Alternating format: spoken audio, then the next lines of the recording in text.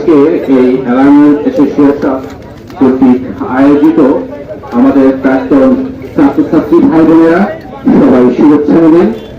আপনারা জানেন আজকে এখানে যারা উপস্থিত হয়েছে, আমরা ছিলাম এই হাজী আব্দুল গনি মাধ্যমিক বিদ্যালয়ের প্রথম বছরের শিক্ষার্থী। আমরা এই অঞ্চলে এই শিক্ষা প্রতিষ্ঠানের জন্য আমরা অনেকেই আছি, এখানে শিক্ষা অর্জন করতে পেরেছি। বিশেষ করে এই অঞ্চলের মানুষের, বিশেষ করে খেটে খাওয়া মানুষের শিক্ষা ব্যবস্থার জন্য যখন নদী পার হয়ে মালিকখালীতে যাওয়া লাগতো, ওপাশে বড়ইপুরিয়াতে যাওয়া লাগতো, তখন জনাব মোস্তফা জামাল হায়দার সাহেব এই অঞ্চলের মানুষের জন্য এখানে একটি মাধ্যমিক বিদ্যালয় গড়ে তোলেন এবং সেই গড়ে তোলার জন্যই আমাদের এই অঞ্চলের মানুষ শিক্ষার জন্য অনেক দূর এগিয়ে যায়। বিশেষ করে নিম্নবিত্ত পরিবারের যে সন্তান, তারা এই হাজী আব্দুল গনি মাধ্যমিক বিদ্যালয়ের জন্যই আজকে উচ্চশিক্ষায় শিক্ষিত হয়েছে। আমরা আপনাদের এই সভায় বা আমাদের এই সভায় আমি আমার বক্তব্য দীর্ঘায়িত করব না, তবে কয়েকটি কথা বলবো।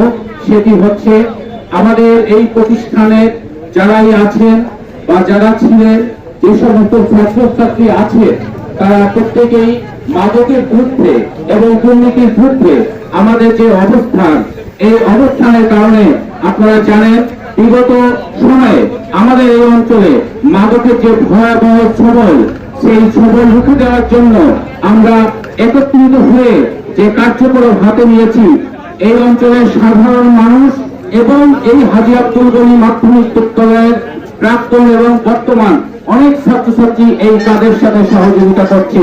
ফলশ্রুতিতে যেটা হচ্ছে সেটা হচ্ছে মাদকের বড় বড় ডেয়ার থেকে শুরু করে যারা সাধারণ ডেয়ার, তারা বারবার ধরা পড়ছে।